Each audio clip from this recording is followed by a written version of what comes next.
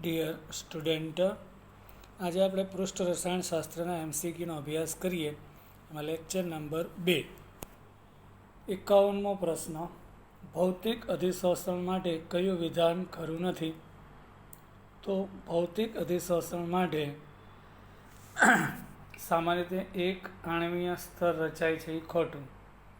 ઘન સપાટી પર એક સ્તર રચાઈ ગયા પછી જ્યારે દબાણ વધારવામાં આવે ત્યારે એની ઉપર બીજું સ્તર પણ રચાય. હજી દબાણ વધારીએ તો ત્રીજું પણ રચાય. એટલે ભૌતિક અધિશોષણ 1, 2, 3 બહુ આણ્વીય સ્તર સ્વરૂપે જોવા મળે છે. એટલે પહેલું વિધાન ખોટું હશે. બીજું, અધિશોષણ માટે કોનું મૂલ્ય શૂન્યથી નાનું થાય? આપણે લાસ્ટ લેક્ચરમાં ભણી ગયા હતા. ફરી એકવાર કહું, અધિશોષણ થાય એટલે એન્ટ્રોપી ઘટે, એટલે ડેલ્ટા એસ લેસ ધેન 0 હોય. પછી ડેલ્ટા જી એ પણ 0થી નાનું લેસ ધેન 0 હોય. અને ડેલ્ટા એચ એ પણ લેસ ધેન 0 હોય છે. એટલે ત્રણેય ઋણ થશે. જવાબ ડી આવશે. વાન ડર વાલ્સ અધિશોષણ એટલે ભૌતિક અધિશોષણ માટે તાપમાન અને દબાણની કઈ પરિસ્થિતિ અનુકૂળ હોય છે? તો કે એના માટે નીચું તાપમાન, કારણ કે ભૌતિક અધિશોષણ માટે ઊંચું તાપમાન ન હોય, નહીંતર વાન ડર વાલ્સ આકર્ષણ તૂટી જાય. અને ઊંચું દબાણ એટલે ઘન ઉપર વાયુનું પ્રેશર જેટલું વધારે એટલું વધારે અનુકૂળ રહેશે. એટલે સી આવશે. 54. કયો વાયુ સૌથી ઊંચું ક્રાંતિક તાપમાન ધરાવે? એટલે જેનું પ્રવાહીકરણ સરળતાથી થઈ જાય, એનું ક્રાંતિક તાપમાન ઊંચું હોય. તો આપણને ખબર, નાઇટ્રોજન, હિલિયમ, ઓક્સિજનનું સરળતાથી પ્રવાહીકરણ ન થાય, પણ CO2નું થઈ શકે. માટે જવાબ ડી આવશે. ભૌતિક અધિશોષણમાં કઈ પરિસ્થિતિ અનુકૂળ છે? આ પ્રશ્ન રિપીટ થાય. નીચું તાપમાન ને ઊંચું દબાણ. કયો વાયુ ચારકોલની સપાટી પર વધુ માત્રામાં અધિશોષિત થાય? હમણાં જ શીખડાયું. ચારકોલ ઉપર કોઈ વાયુ અધિશોષિત થાય તો એ વાયુનું પ્રવાહીકરણ જેનું સરળતાથી થઈ જાય, એનું અધિશોષણ વધારે થાય. એટલે એમોનિયા આવશે. સમાન તાપમાને દબાણે કયા વાયુનું અધિશોષણ વધુ પ્રમાણમાં થાય? આવા પ્રશ્નો બહુ પૂછાય છે. એમાં પણ એમોનિયા આવશે. ક્લોરિન, નાઇટ્રોજન, હાઇડ્રોજનનું અધિશોષણ ઓછું થાય, કારણ કે એનું પ્રવાહીકરણ સરળતાથી થાય નહીં, જ્યારે એમોનિયાનું સરળતાથી થઈ જાય. સમાન પરિસ્થિતિમાં કયો વાયુ અધિક પ્રમાણમાં અધિશોષિત થાય? સેમ. કાર્બન ડાયોક્સાઇડનું અધિશોષણ વધારે થાય, કારણ સીમ એનું પ્રવાહીકરણ સરળતાથી થાય. હાઇડ્રોજન, ઓક્સિજન અને નાઇટ્રોજનની સાપેક્ષ. કયા વાયુરૂપ અણુની ભૌતિક અધિશોષણ એન્થાલ્પી સૌથી વધારે છે? હા, જેનું અધિશોષણ ઘન ઉપર વધારે થાય એટલે વધારે ઉષ્મા મુક્ત થશે. તો ઇથેન નહીં, હાઇડ્રોજન નહીં, નિયન નહીં. પાણીનું ખબર જ છે, સહેલાઈથી પ્રવાહીકરણ થાય એટલે ઘન ઉપર અધિશોષણ વધારે થાય, એટલે ઉષ્મા વધારે મુક્ત થાય. એટલે ઉષ્મા મુક્ત થાય એટલે ડેલ્ટા એચ માઇનસ હોય, તો ડેલ્ટા એચનું અહીં ઋણ મૂલ્ય મોટું હશે. કયો સંબંધ સાચો છે? તો આપણને ખબર છે, ઊંચા દબાણે અધિશોષણની માત્રા દબાણથી સ્વતંત્ર હોય છે, એટલે પી ઉપર આધાર નહીં રાખે. તો x/m બરાબર k થઈ જશે. અને મધ્યમ દબાણે અચળાંક અને p⁴ થઈ જશે. એટલે 1 અને 2 સાચું. નીચા દબાણે આ ખોટું, કારણ કે પીની n ઘાત ન હોય, 1/n જેટલો જ વધારો થાય. એટલે આ સૂત્ર ખોટું છે. એટલે 1 અને 2 સાચા. માટે જવાબ સી આવશે. હવે આગળ વાત કરીએ. ફ્રુન્ડલીચ અધિશોષણ સમતાપીનું સમીકરણ સાચું કયું છે? તો આ તો સૂત્ર જ આપણી બુક મુજબ x upon m બરાબર kp raise to 1 upon n. હવે અહીંયા આગળ m છે એ સામે જાય તો x બરાબર m into k p raise to 1 upon n સાચું. પછી આમાં x upon m kનો k એમનામ, આ 1 upon n છે બરાબર, ઇન્વર્સ કરો એટલે આ n ઉપર જાય એટલે એની -1 થઈ જાય. એટલે આપેલ તમામ સાચા છે. x upon m બરાબર kp raise to 1 upon n માં n બરાબર 5 હોય તો કયું વિધાન સાચું? હવે n ની કિંમત 5 એટલે 1 upon 5 થાય એટલે એનું વેલ્યુ 0.2 થશે. તો log x upon m log p નો આલેખ સીધી રેખા મળે તો ઢાળ આપણો કેટલો મળે છોકરાઓ? 1 upon n 0.2 મળે. તો એ જ તો આપણો ઢાળ છે. આ 1 upon n જે આપણો ઢાળ છે એટલે 0.2 મળે છે. જવાબ સી આવે છે.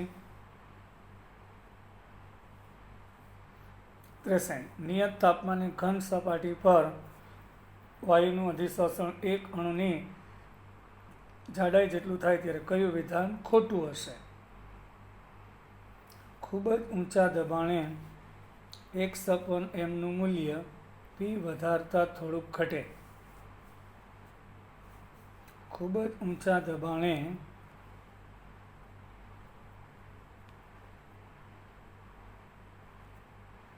અહીંયા x upon m વિરુદ્ધ p લઈએ તો ઊંચા દબાણે બરાબર અધિશોષણની માત્રા દબાણ વધવા સાથે અચળ થાય, ઘટવાની વાત આવતી નથી. એટલે ડી ખોટું થશે. આપેલ આકૃતિ પરથી કયો સંબંધ સાચો નથી? નીચા દબાણે અધિશોષણની માત્રા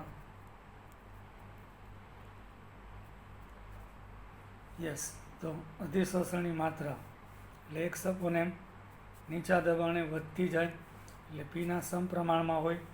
ઊંચા દબાણે શું થાય? અચળ થઈ જાય. એ સાચું. ભાઈ x upon m ચલે છે p raise to 1 upon n, એમાં એની કિંમત 1 કરતાં મોટી. એ સાચું. હવે ઊંચા દબાણે x upon m kp raise to 1 upon n થાય એ ખોટું. શું કામ ખોટું? કારણ કે ઊંચા દબાણે અધિશોષણની માત્રા દબાણ ઉપર આધાર રાખે નહીં, p સાથે અચળ થાય. સૌથી ઊંચું ક્રાંતિક તાપમાન ધરાવતો વાયુ. ઊંચું ક્રાંતિક તાપમાન એટલે કે જેનું પ્રવાહીકરણ સહેલાઈથી થાય છે તેમાં એમોનિયા આવે. ભૌતિક અધિશોષણ અંગે ખોટો શબ્દ કયો? અધિશોષણ થાય એટલે ઉષ્મા છૂટી પડે, ઉષ્માક્ષેપક. ભૌતિક અધિશોષણ પરિવર્તનીય હોય, જે બહુવાળી હોય, ખૂબ જ વિશિષ્ટ હોય. એ ખોટું. કેમ? કારણ કે ઘન ઉપર ગમે તે વાયુ આવે તેમાં વાંઢરવાલ્સ આકર્ષણ તો હોય જ. એને કોઈ રાસાયણિક અધિશોષણની જેમ ચોક્કસ ચોઈસ હોતી નથી. જેમ કે લોખંડ ઉપર ઓક્સિજન આવે તો લોખંડ ઓક્સિજન વચ્ચે રાસાયણિક બંધ બને, પણ હિલિયમ આવે તો રાસાયણિક બંધ ન બને. એટલે આવી કોઈ ચોઈસ ચોક્કસ હોતી નથી. ભૌતિક અધિશોષણ માટે અધિશોષણ દરમિયાન કોનું મૂલ્ય 0 કરતાં ઓછું? આ રિપીટ થાય છે. Delta G, delta H, delta S ત્રણેય ઋણ હોય. આપેલ તમામ. નિર્જળ કેલ્શિયમ ક્લોરાઇડમાં પાણી ઉમેરતા કઈ ઘટના થાય? કેલ્શિયમ ક્લોરાઇડની સપાટી પર જેટલું પાણી શોષાય એટલું જ અંદરના ભાગમાં શોષાય, એટલે અવશોષણ પામે. નીચેનામાંથી કયો વિકલ્પ ભૌતિક અધિશોષણ લાગુ પડતો નથી? તે પરિવર્તનીય છે. સાચું. અપરિવર્તનીય છે એ ખોટું. તેમાં બહુવાણીય સ્તર રચાય. સાચું. સક્રિયકરણ ઉર્જાનું મૂલ્ય ઓછું હોય, ઓછી ઉર્જા વડે અધિશોષણ થાય સપાટી પર. સાચું. કયા વાયુનું અધિશોષણ નિયત તાપમાન અને દબાણે સૌથી વધુ થાય? દેખીતી વાત છે, એમોનિયા, એનું પ્રવાહીકરણ સહેલાઈથી થાય છે. 71 ફ્રુન્ડલીચ અધિશોષણ સમતાપીમાં log X upon M log P નો રેખીય આલેખમાં કયું સાચું થાય? હવે 1/n આંતરછેદન છે એ ખોટું. આંતરછેદન છે આ લોગ X અપોન M વિરુદ્ધ લોગ P લઈએ તો એ આંતરછેદન છે એ લોગ K આપે છે. ઢાળ છે એ 1/n હોય છે એટલે બી સાચું આવશે. અધિશોષણ માટે ડેલ્ટા H ઋણ ને ડેલ્ટા S ઋણ બંને ઋણ હોય. અધિશોષણ અને અવશોષણ અંગે કયું વિધાન સાચું છે? પાણીની બાષ્પ એટલે વરાળ નિર્જળ કેલ્શિયમ ક્લોરાઇડમાં અવશોષણ પામે છે એ સાચું. જ્યારે સિલિકા જેલ ઉપર પાણીનું અધિશોષણ થાય એટલે ડી સાચું આવશે. 25 તાપમાને ફ્રુન્ડલીચ અધિશોષણ સમતાપીના આલેખમાં ઢાળનું મૂલ્ય 0.5 એટલે ઢાળ એટલે કયો 1/n ની વેલ્યુ 0.5 છે. આંતરછેદન એટલે કે K 0.4771 છે. તો દબાણ 4 બાર આપેલું છે એ પ્રમાણ કેટલું થશે? તો આપણે જોઈએ લોગ X અપોન M બરાબર લોગ K વત્તા 1/n લોગ P. ઢાળ 1/n 0.5 લોગ K ડાયરેક્ટ 0.4771 આપી દીધું. તો લોગ X અપોન M ની વેલ્યુ 0.4771 એને 1/n એટલે 0.5 અને એને ગુણ્યા લોગ 4 દબાણ 4 આપ્યું છે તો એની જે ગણતરી કરશું લોગ 4ની કિંમત થાય 0.6021 એને ગુણ્યા 0.5 બરાબર એટલે 0.5 વડે ગુણીએ એ જે જવાબ આવે એમાં 0.4771 ઉમેરો 0.7781 થાય. હવે તો લોગ X અપોન M 0.7781 આવ્યું. આનો એન્ટીલોગ લેવામાં આવે એટલે 0.77 નું 8માં ને 1માં જોઈએ એટલે 6 આવશે જવાબ. એટલે 6 આન્સર આવશે સાચું. સૂક્ષ્મ માત્રામાં રહેલા ભેજને દૂર કરવા કયો અધિશોષક વપરાય? આપણે જે બજારમાં ઇલેક્ટ્રોનિક્સ વસ્તુ આવે એના પેકિંગમાં સિલિકા જેલ હોય છે એ બોક્સમાં નાનો અમથો ભેજ હોય તો પણ શોષાઈ જાય એટલે silica gel. Silica gel charcoal વગેરે ખૂબ જ સારા અધિશોષક છે. તેનું કારણ એનું એકમાત્ર કારણ તેની સપાટી પર રહેલા છિદ્રો.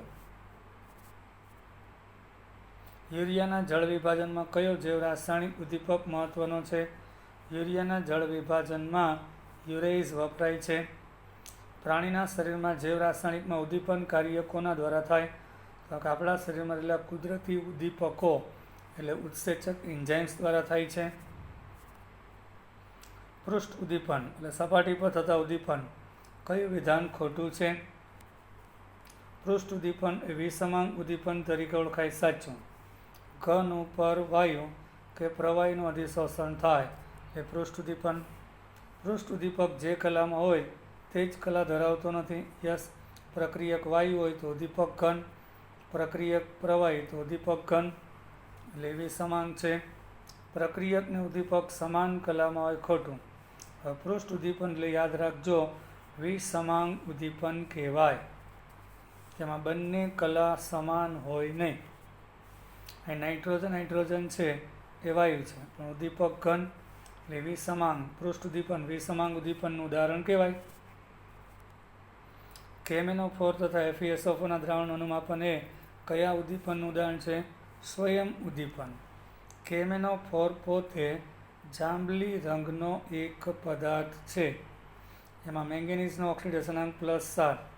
એ જ્યારે પ્રક્રિયા કરે ત્યારે Mn+2માં ફેરવાય તો Mn+2 બને એ સ્વયં ઉદ્દીપક તરીકે વર્તે છે.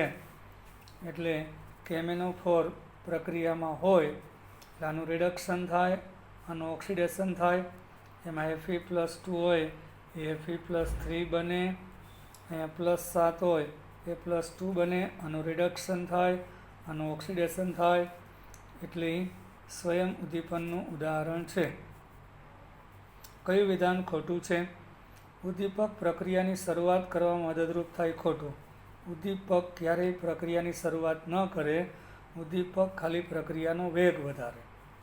ઉદ્દીપકનો અલ્પ પ્રમાણની જરૂર હોય, આ ચાલે, કારણ કે પોતે પ્રક્રિયામાં ભાગ નહીં લે, સાચું વિધાન. ઉદ્દીપકનું કાર્ય વિશિષ્ટ હોય, સાચું.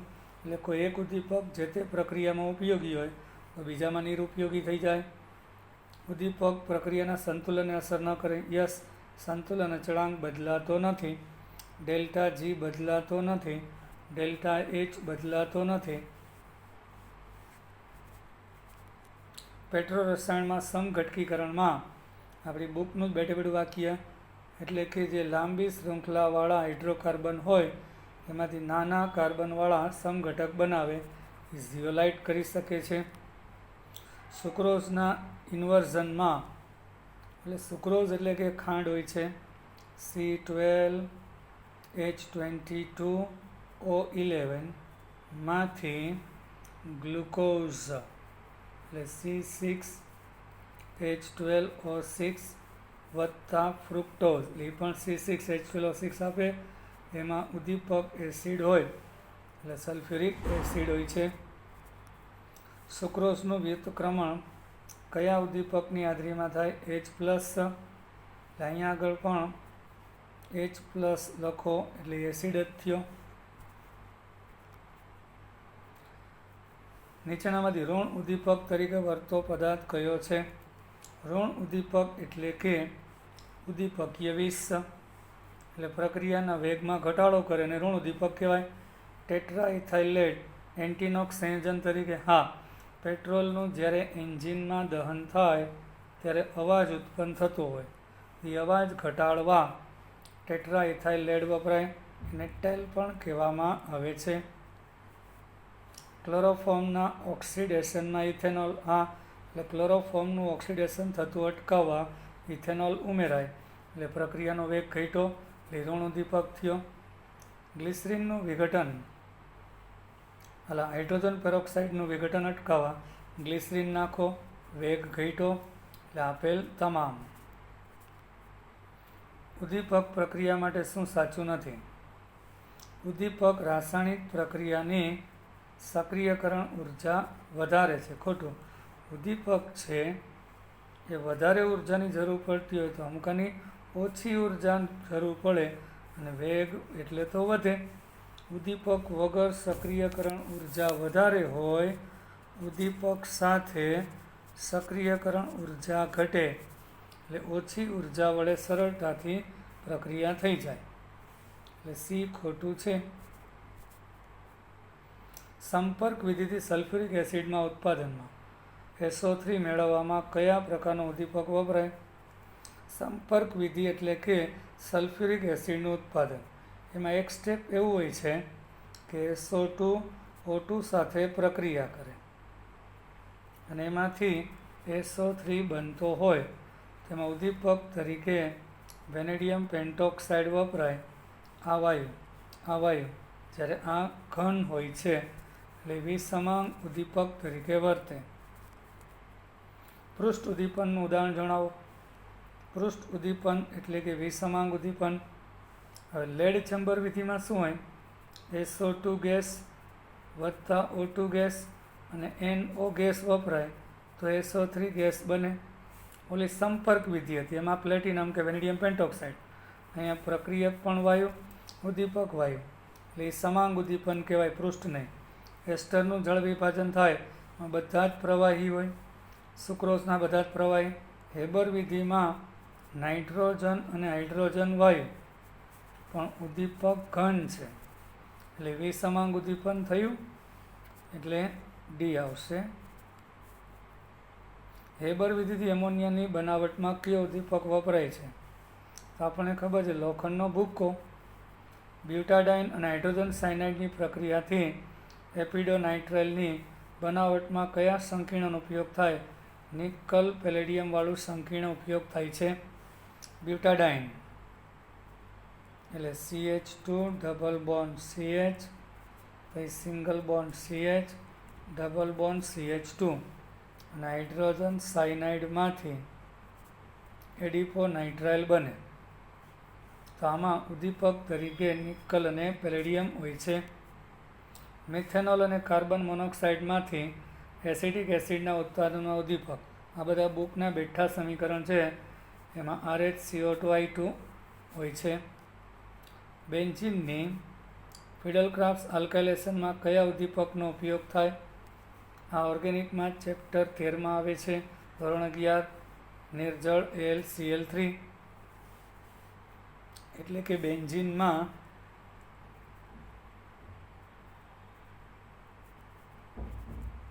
મિથાઇલ ક્લોરાઇડ હારે પ્રક્રિયા થાય એટલે એમાંથી ટોલ્યુએન બને.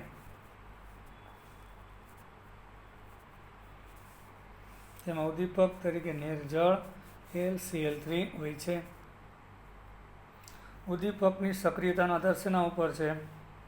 ઉદ્દીપકની સક્રિયતા એટલે કે એની સપાટી પર આવતા અણુઓ પ્રત્યેનું આકર્ષણ, એટલે એના અધિશોષણનું સામર્થ્ય. એ આકર્ષણ વધારે હોય તો જ અધિશોષણ સહેલાઈથી થાય ને. એટલે ઉદ્દીપકનું પ્રક્રિયક પ્રત્યે કેટલું આકર્ષણ, ડી. હવે મસ્ત છે 94માં પ્રશ્ન. આપણે ક્રોમિયમ, વેનેડિયમ, આયર્ન, મેંગેનીઝની ઉદ્દીપકીય સક્રિયતાનો ક્રમ આવત કોષ્ટકમાં scandium, titanium, vanadium, chromium, manganese, iron, cobalt, nickel અને કોપર છે. તો આ સમૂહ 3, 4, 5, 6, 7, 8, 9, 10 અને 11. ચોથા આવર્તમાં સમૂહ 5 થી 11 તરફ જાઓ તો ઉદ્દીપક તરીકે વર્તતી ધાતુ vanadium, chromium, manganese, iron, cobalt, nickel અને કોપર સક્રિયતા વધે. એટલે ક્રમ જુઓ: વેનેડિયમ, પછી ક્રોમિયમ, મેંગેનીઝ અને આયર્ન. એટલે આ બુકમાં ક્રમ આપેલો છે. જવાબ બી સાચો થશે. નીચેના પ્રક્રિયા મળતી નિપજ કઈ હશે? કોપર વત્તા હાઇડ્રોજન, તો CO પ્લસ H2. કોપર ઉદ્દીપક હોય તો HCHO મતલબ ફોર્માલ્ડિહાઇડ બનશે. કાર્બન મોનોક્સાઇડ વત્તા હાઇડ્રોજનમાં X. તો ઊંધું. અહીંયા આપણે ઉદ્દીપક માંગ્યો છે, ફોર્માલ્ડિહાઇડ બને તો ઉદ્દીપક કોપર હોવો જોઈએ. પ્રોપિલિન ઓક્સાઇડની બનાવટમાં કયો ઉદ્દીપક? તેમાં મોલિબ્લેડેનમ હોય છે. નીચેનામાંથી કયું વિધાન ખોટું છે? તો આપણે વાત કરીએ કયું વિધાન ખોટું છે.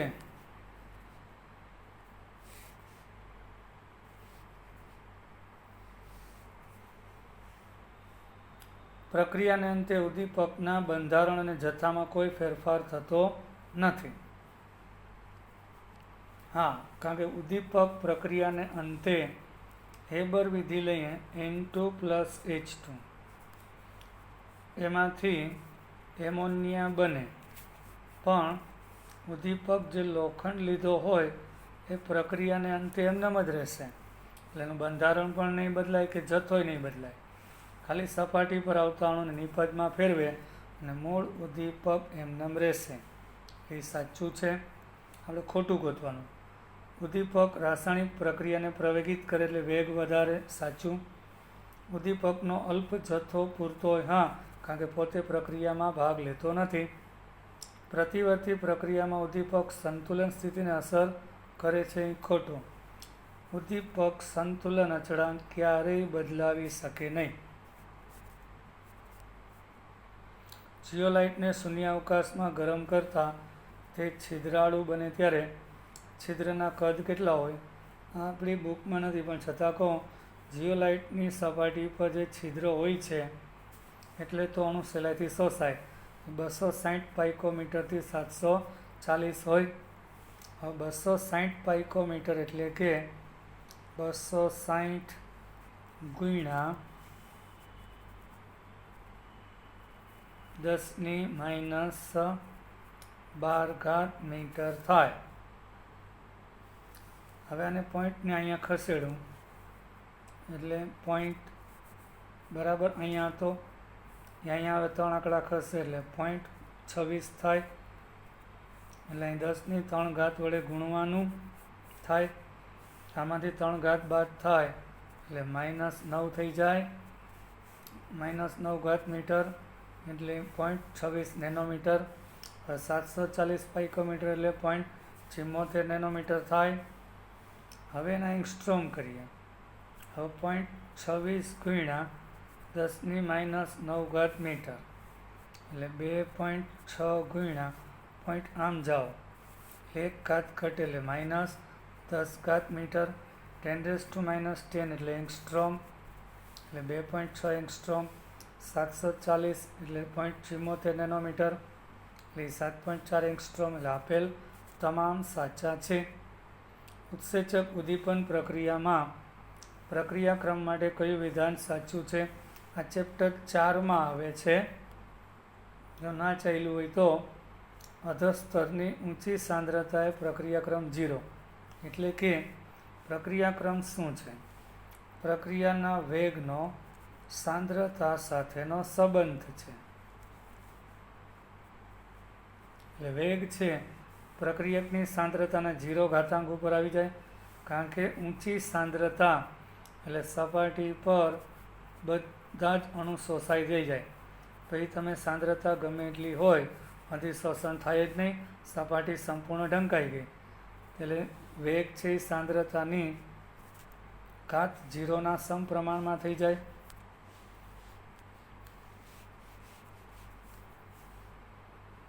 એટલે જ્યારે પ્રક્રિયાનો વેગ ઊંચી સાંદ્રતાએ એટલે વેગ છે એ જે સાંદ્રતા હોય પછી વાયુ હોય કે પ્રવાહી એના દબાણના ઉપર આધાર નહીં રાખે ત્યારે એ શૂન્ય ક્રમ કહેવાય. પણ નીચી સાંદ્રતાએ મતલબ કે હજી સપાટી કોરી છે, છિદ્ર હજી ભરાયા નથી, તો વેગ છે એ સાંદ્રતાની ઘાત 1ના સમપ્રમાણમાં, તો ત્યારે પ્રથમ ક્રમ કહેવાય. એટલે જવાબ બી આવશે. બધાને મજા આવી હશે. આજે આપણે અહીં સુધી રાખીએ છોકરાઓ.